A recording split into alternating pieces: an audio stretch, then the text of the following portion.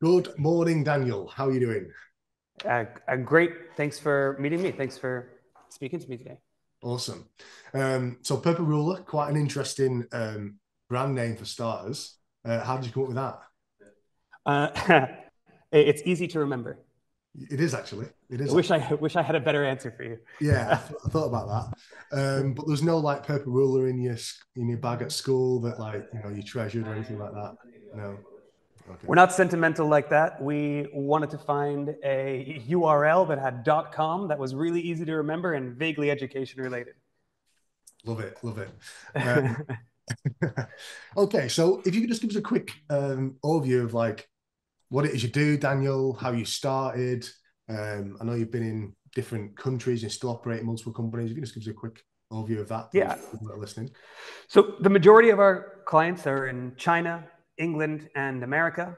We work with state-funded schools and private customers, and our job is to leverage technology in education. So we make sure for a very, very long period of time, it used to be that if you wanted to learn something, the person who had to teach you and the person who needed to learn it needed to be in the exact same place. That creates a lot of problems. For one problem, it's expensive to get somebody from one place to another to do this job. For another problem, the best person for the job for that student, for that individual, isn't always next door, is usually not next door. And the last problem is that it ends up becoming a self-fulfilling prophecy that if you lived in a deprived area of a country, you're going to have less access to people who are well educated and are great teachers or are passionate about what they do. And so you end up creating students who are poor, who then go on to not perform well, who then go on to serve their community not well. So what we're doing is we're able to take people from all over the world who have a passion and put them together with the people who need them the most in an area. And that's the goal of Purple Ruler. Nice, nice.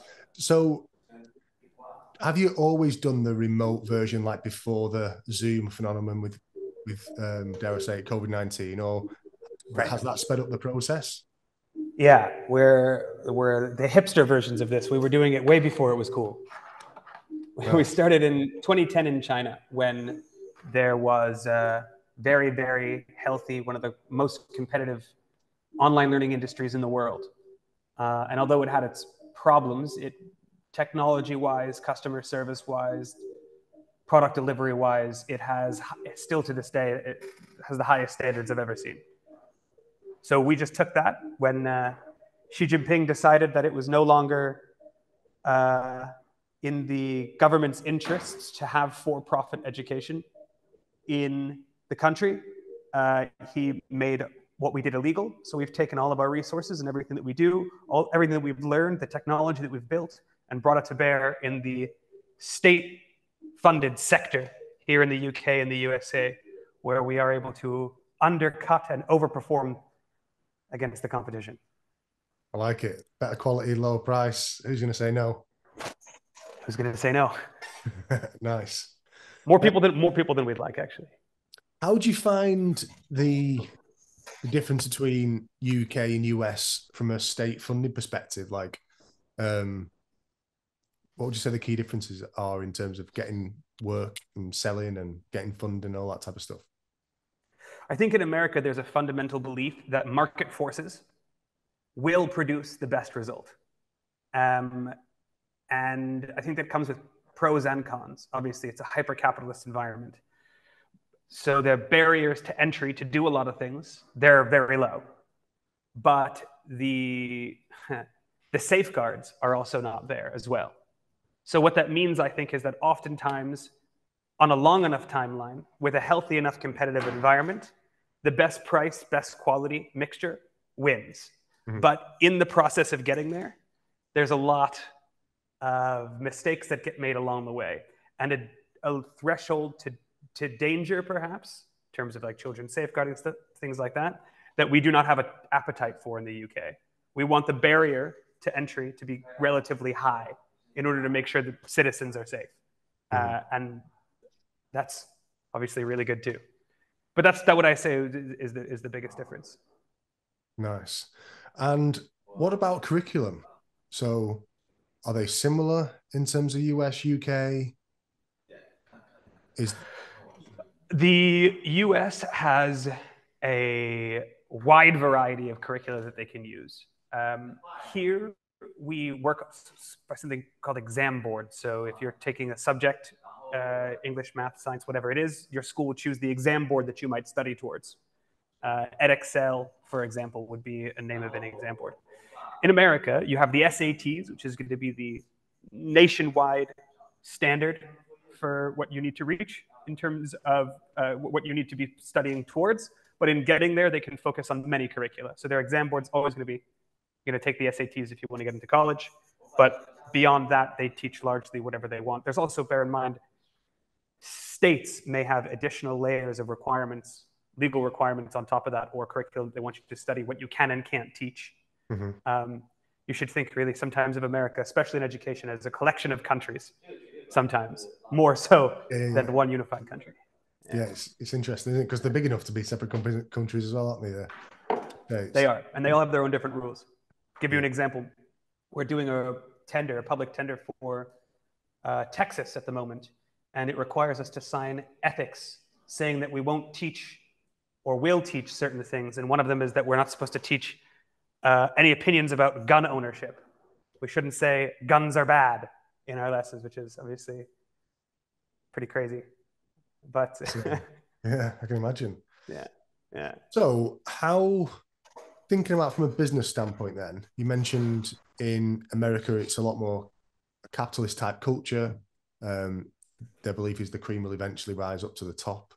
UK, they're a bit more stringent. How do you go about differentiating yourself compared to your competitors? I think one of the ways that happens is also one of the reasons that people find a lot of people don't like the idea of capitalism in education.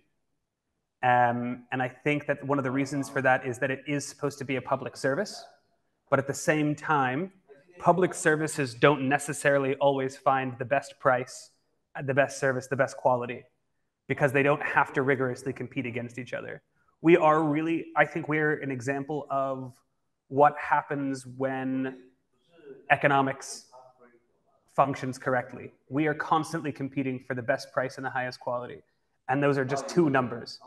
Grade increase, which is basically broken down into attainment, how much do we increase grades, and attendance, how likely are students going to want to show up to our classes. So we really do need to have amazing, interesting, incredible classes, and those classes need to raise grades, and those just show up as two numbers, attendance and attainment. And then price, simply that, are you doing that for the lowest price? And we have to show a grade input for every dollar or pound spend, what does a school get back? And they, at the end of the day, will compare that to other providers and to other ways of raising grades for money and decide whether or not they should keep paying for it. No. And I guess what differentiates us really is that at the end of the day, our price number is lower and our attainment number is higher than any alternative. Nice. Yeah, I'm reading Elon Musk's most recent book at the moment, and he convinced the US government to stop having, cost plus space endeavors because it's stifling innovation and competitiveness and all that type of stuff. So yeah, I can certainly understand how that works. And I think there's a lot of pitfalls in the UK with, like HS2, things like that are just cost plus. It's going to take 3 years. Oh, actually it took us 6. Everyone's just, it's just a way for companies to print money if it's not sort of tendered the right way or not procured the right way. Yeah, I think that what government's job is supposed to be is in the eye of the beholder. But for me, it is that they should administer public funds. That should be their job. They should collect money, and they should put money in. They should redistribute funding. But when they actually get into the execution, they tend not to do as good a job as I think the private sector does. Yeah, nice. So from a business perspective, then, if you had to start from square one, what would you do differently? Well, so many so many of the mistakes I made are so specific to me and the environment I'm in. I don't think I could have read about them anywhere. I wish I had made them all a little faster. But I think If you could give advice to somebody then, based on what you've learned, what would that advice be from the pitfalls? You know, everyone makes mistakes, fine, but if you could give advice to somebody, doing what I'm doing. yeah, or in business generally, young entrepreneurs. I think probably that can I think about it for a second? Of course you can.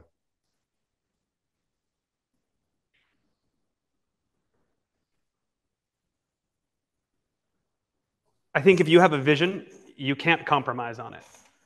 If you have a way, if you have something that you want to bring to pass in this world, and you get a lot of people involved, a lot of voices involved, and you compromise with all of them, you'll end up satisfying nobody, and you won't get the dream achieved. You do need to stick with the goal. You should take healthy, good advice from people who have learned mistakes as best as you can. You should consider it and weigh it up before you make every decision. But if those voices become louder than your own, I think you will have a very difficult time achieving what you want to achieve. Nice. Got two questions to follow on from that, or I think it's so, sometimes when you also ask advice, it gives you contrast. So the advice that they give you actually reaffirms to go the other way. A lot of the time in life. So let's say it's like, what color should I paint my door? Well, I think we should do it black because it's not going to be scratched as easy. And you think, well, actually, if that's reason to go black, I want it to look better, so it needs to be white, or or Sure. different things like that. So I think quite often it's good to seek advice, and you don't have to follow it. It can reaffirm the decision that you're already making, and have to be strong to make that decision. Yep.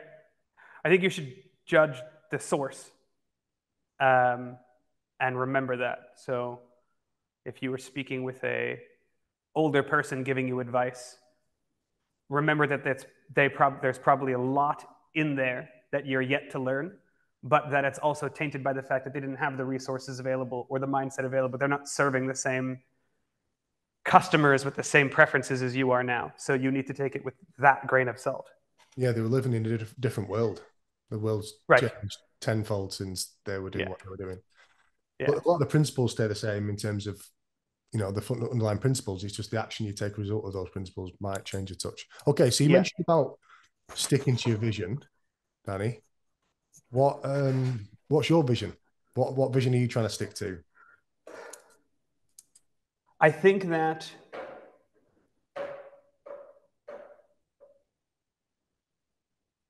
as time goes on, the current model of education doesn't work. It's becoming less and less. It's administered by people who are part of a different generation. It's been the same for hundreds of years. And people are changing. We're fundamentally undergoing a revolution in the way that we see the world, all of us, with the advent of social media, with the way politics have changed, with the way that we interact with each other. And I don't think education has caught up to that. I see a vision of a world where school can be seen more as a place to get together and socialize, learn how to be a member of society, learn how to work together, develop our social skills, and do a lot of the practical things that we need to live in this century. But I think when it comes down to, but I don't think we need to necessarily always be thinking about that when we're learning about math, English, and science. A lot of those things can be done virtually. I think we should make a school a place people genuinely want to be. And right now it isn't. We have more non-attenders, children, school refusers than we ever have before. People just not wanting to go. And when you speak to schools, you often hear that they blame the parents or the individual students themselves. But it's very rare that you ever hear somebody say that the entire paradigm needs to be changed in order to make school a place that children want to be. I'd like to contribute to that change. I'd like to provide a fun, interesting way to connect the best possible math teacher for the student who needs that person based on personality, understanding, style, skill. And that person isn't going to live in Basingstoke. He's going to be somewhere else. And it shouldn't just be that because of that, with all the technology that we have, that you need to choose a math teacher in Basingstoke. You should be able to have school as a place to create a community. And you should have all the other things you don't need to be purchased at the best possible price, the highest possible quality, and most tailored to you specifically as an individual. Okay. So I'm going to give you magic wand. What would be the 3 things that you would change or improve in the UK school system to make it more enjoyable or increase attendance? I would, wow. Wow. It's a tough question. I have to think about that. Can I have a second to think about it? Sure.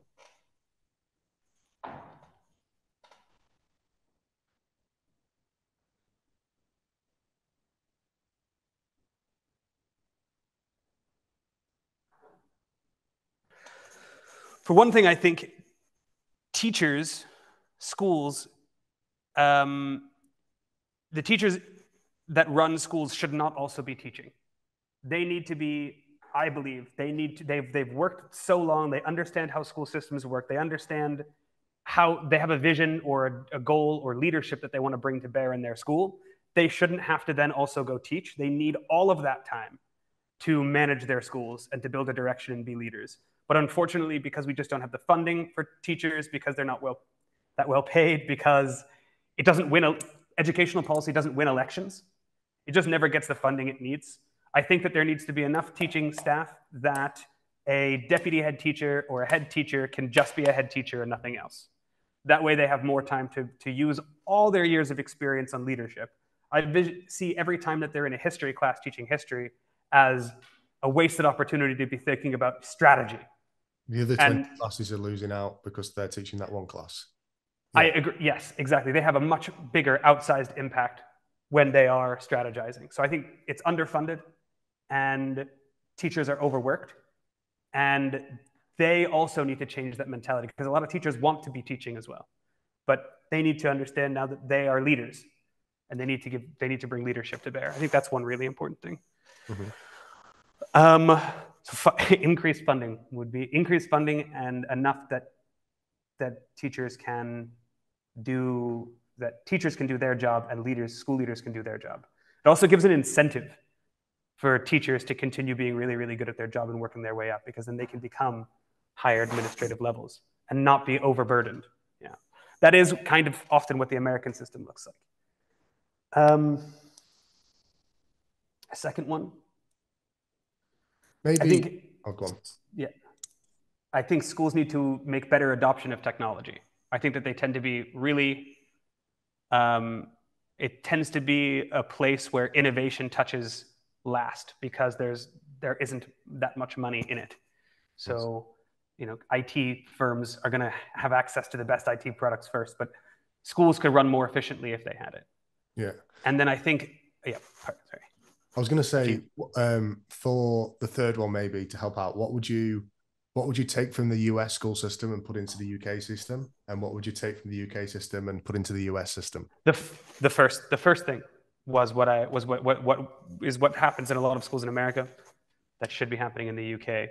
For the UK side, I think that we have safeguarding is not even a word really in America at the moment, and it's so extremely important here.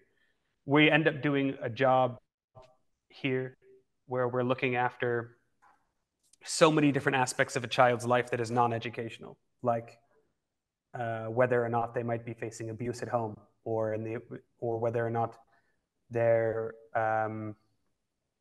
being well looked after. In America, it really is about their academic growth, and very often everything else is left to other arms of the government.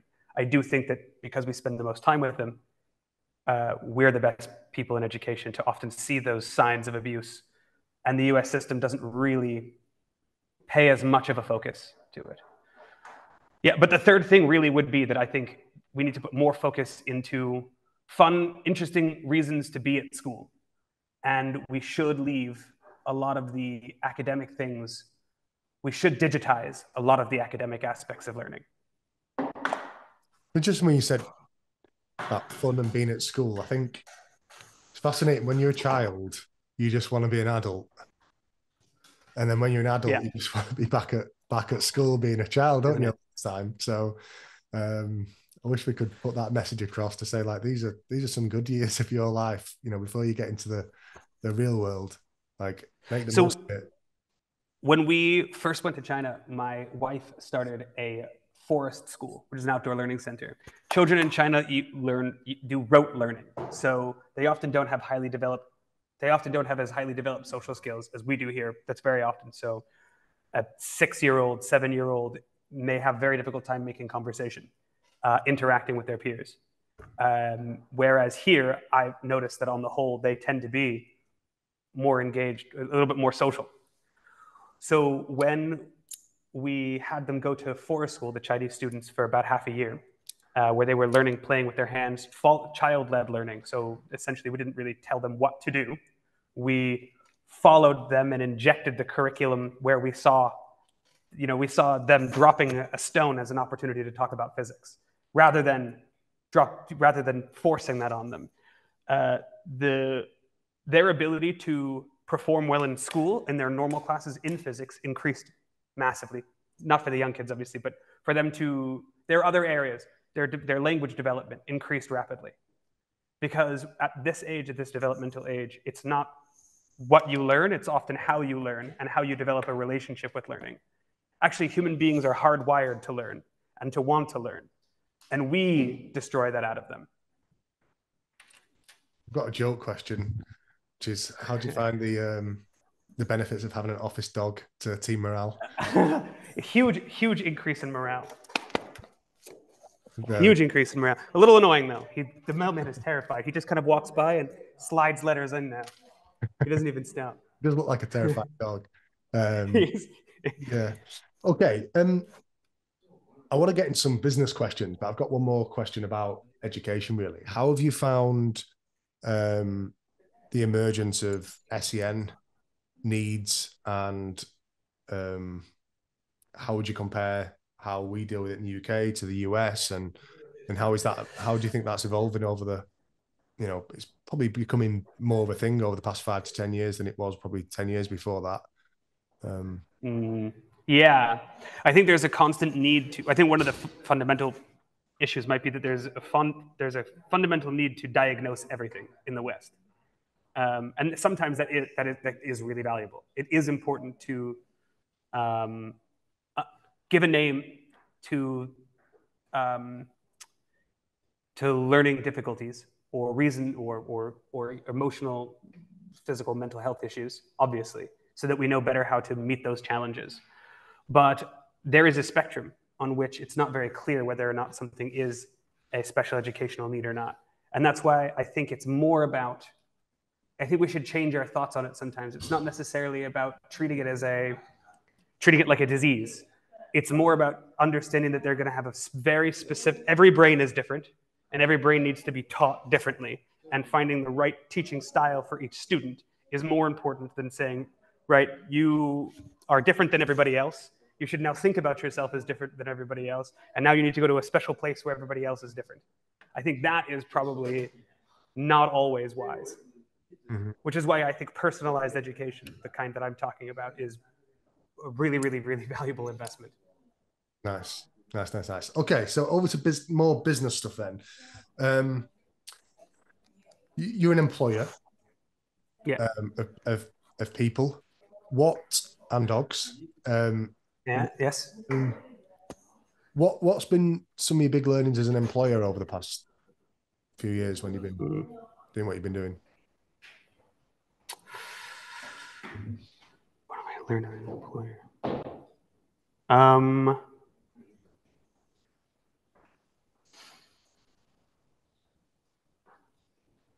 People do work for money, obviously. But that's not the main thing people tend to work for. They work for a environment that makes them feel satisfied and a job that makes them feel satisfied. And I think that's far more important. We can't always offer the highest possible salaries, but what we can offer is a sense of fulfillment.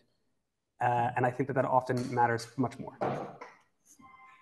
Nice. Yeah, it must be. Sorry. I think like when I speak to my, I've not got any children yet, but I speak to my nephews, there's nothing better than engaging with them and when they learn new things and teaching new things. Like the like money can't buy that feeling, can you know? Yeah, so we operate a system called OKRs and instead of KPIs. Do you? Yeah, objectives and results. Yeah. Yeah, exactly. And what I love about that is that, and what so many people find when they come working for us and they have to switch from the concept of KPIs, which is obviously something that your employer gives to you that you need to go fulfill, to OKRs, is that in the very beginning, people don't really understand. They're not sure if it's a trick or not. We're asking you to set your own goals, and we're asking you to set your objectives. So you set your objectives, which is going to be a big, broad, aspirational topic like become the largest online teaching company in the world would be the company and a company OKR.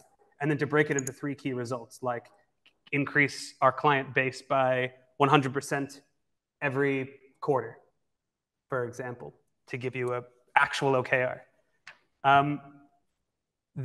When people create something like that for themselves, say, to create the most advanced online testing system is for the person who runs testing, the testing department of our company.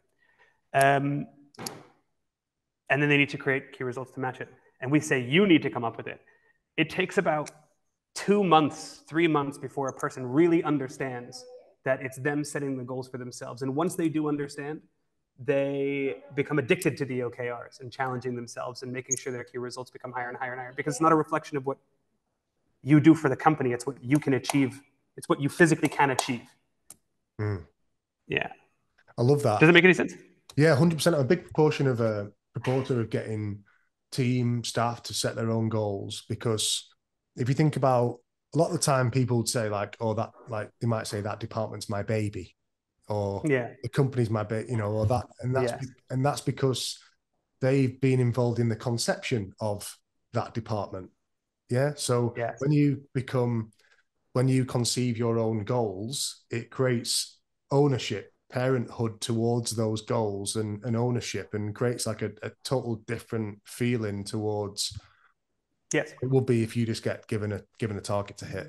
And it turns me, and I see the thing behind you, I didn't even make the connection till just now, but it turns me, instead of a manager, it turns me into a coach.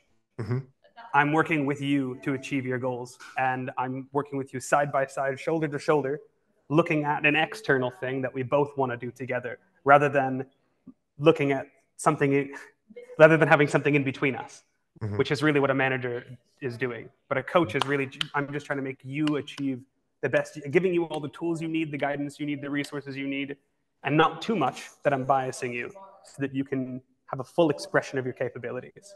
Yeah, that's exactly what coaching is. Yeah, that's what coaching is. Coaching 101. You should treat your staff members like an elite sports team.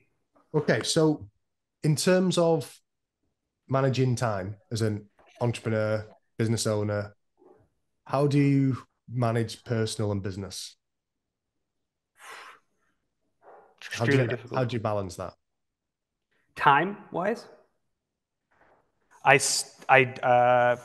don't think I do. I start work at 5:30 and I end work often at 8. And I work on weekends. I really never stop working. So I don't think I balance it. It's probably one of my biggest problems. Do you want to change? I like it. Not really. Yeah. Yeah. No, I like working. It's not a challenge then. It can't be healthy in the long term. Okay. Yeah, I think that it's something that, for now, it's okay. But I think that as we get older, we do need to consider all. You can't think your best. You can't have your best ideas if you're not getting exercise, being healthy, eating and sleeping correctly. That is correct. Yeah. Can't be at your top of your game, right? Yeah. Yeah. You've got to, like own gas mask. I think as a business owner, like, Yeah. you've got to, you especially, when you're younger, it's a bit easier because your diet doesn't really matter as much. You've got boundless energy and all that type of stuff. But if you're not eating healthy and filling your brain with the right vitamins and minerals and the water and sleep and all that, it will catch up to you. It will catch up to you. And then the challenge Absolutely. with that is that by the time it's too late and you think, shit, I need to change, I can't go on anymore. You've now got to go on a 2-year journey of fixing everything and getting it so it can work without you. And, sometimes it becomes too late. So I think you've got to try and prevent it before you need the cure and prioritize, yourself. I once worked with a coach who, he's one of his clients has won 27 world titles or whatever. And he said his first job in his business is going to the gym. That's like job number one, because if he's not healthy and mentally fit, how can he help other people become healthy and mentally fit? Yeah, that's smart. Nice. Okay, so a couple more questions before we wrap up. Where do you see yourself in 5 years' time, Danny? I think that the goal for where we want to be in 5 years' time is to be the largest online teaching company in the world, the largest bespoke online teaching company in the world. Nice. That's your 5-year BHAG. There's a lot of little steps along the way, but so far we're hitting them. So yeah. And just breaking that down then. So what would you say the critical success factors are for achieving that? So to not fall into the trap of everybody else. So many of our competitors in this field have become a unicorn, and they're very big. You might have seen some of them represented at the FIFA World Cup and on the banners, or you might see them putting advertisements all over the place, and they are jumping onto what I believe that they're jumping onto a bandwagon of providing just matching a tutor with a student, and that's it. The difference is that the quality needs to be there. At the end of the day, the chickens will come home to roost, and people will realize that there isn't that much difference between the value for money isn't there. What we're working on now, the core thing that we need to be able to create is a system, a strong internal system, which I would say we have, a strong internal system for ensuring that you are getting an extremely high quality service delivered extremely efficiently for the lowest possible price. I don't believe that our competitors, who are already at this point some of the biggest in the world, are delivering a truly quality product. They've scaled too quickly. And now it's more, they have lost the fundamental core concept that will keep them, they make my job harder because I have to unteach prospective clients about what online tutoring looks like and show them what it really can be. When they do see what it is, they love it. But to be able to do that at scale for millions of people, that's the challenge. That's your challenge. Yeah. And you've got to, sometimes, there's a saying like what's got you here isn't going to get you there, but what got you here, you still need to keep some of those key competencies, maintain it when you do get to create that scale. Okay, cool. Just last question, Danny. What's been the most impactful book you've ever read?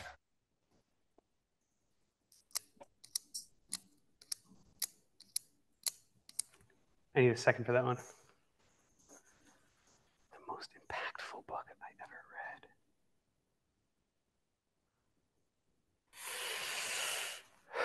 Because so much of what I do right now is sales, predictable revenue. Who's the author? Aaron Ross, I think. Let me just check.